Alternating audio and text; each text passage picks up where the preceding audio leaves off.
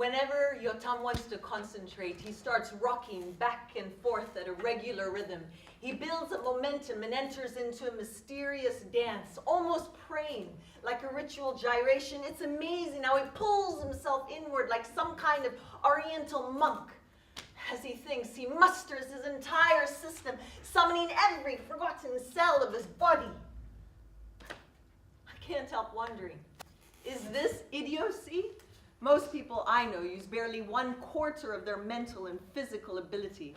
And he, the imbecile, the dimwit, draws on every ounce of his being, making a superhuman effort to advance one more speck. But there are some things he does without even trying. When he draws, there are no holds barred. His brain hasn't erected any barriers of do's and don'ts. There are no filters to interfere with his inner urges.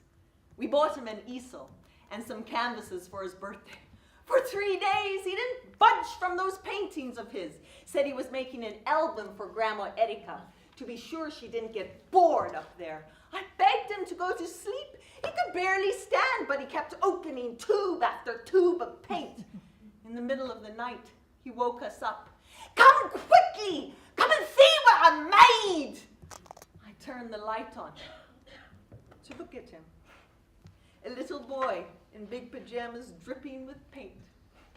How could we possibly be angry with him?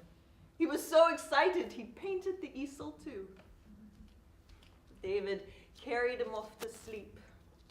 Now that the excitement was over, he was breathing peacefully. He always winds up floating around between the sheets. I guess the soul likes to wander at night, and Yotam has plenty of soul. On his first night at home, Talia got up to see him. She was 4 at the time, and she said what a shame it was we didn't have 2 babies like him. Once I remember 2 kids followed them in the street and shouted, "Yotam the dummy! Yotam the dummy!" Talia turned and faced them. Her face was white with anger and her little fists were clenched at her sides.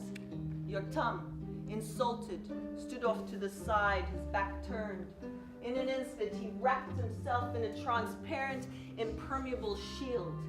As soon as they saw they'd come up against a blank, they walked away. That's how he is when he's hurt. He slams the door shut and rushes inwards as deep as he can go. Talia tried reaching out to him, but he wouldn't even respond to her, and off he walked by himself.